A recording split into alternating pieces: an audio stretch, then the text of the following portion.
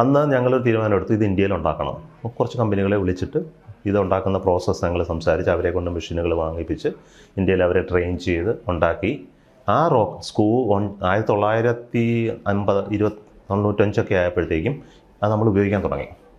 ഇന്ന് നമ്മൾ സ്ക്രൂകൾ ഇമ്പോർട്ട് ചെയ്യുന്നില്ല.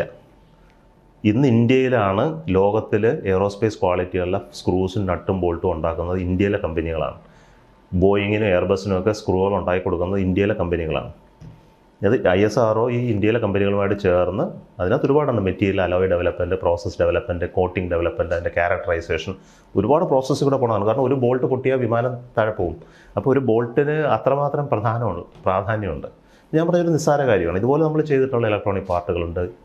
വയറിങ്ങിന് ഉപയോഗിക്കുന്ന ആ വയറ് റോക്കറ്റിലും ഉപഗ്രഹങ്ങളിലും ഉപയോഗിക്കുന്ന വയറിന് സ്പെഷ്യൽ ക്വാളിറ്റിയാണ്. അത് ഇന്ത്യയിൽ ഉണ്ടായിരുന്നില്ല. ഞങ്ങൾ മുഴുവൻ ഇമ്പോർട്ട് ചെയ്യുമായിരുന്നു. ഇന്ന് നമ്മൾ ഇമ്പോർട്ട് ചെയ്യുന്നില്ല. ഇന്ന് എല്ലാം ഇന്ത്യയിൽ തന്നെ ഉണ്ടാക്കുന്നു. ഇന്ത്യയിലെ കമ്പനികൾ വയറുകൾ ഉണ്ടാക്കുന്നു. ആ വയർ ഉപയോഗിച്ചിട്ട് ഇന്ത്യയിൽ വയർ ചെയ്തിട്ട് അത്തരം വയറിലാണ് നിങ്ങളൊക്കെ യാത്ര ചെയ്യുന്ന എയർക്രാഫ്റ്റുകളൊക്കെ പറക്കുന്നത്.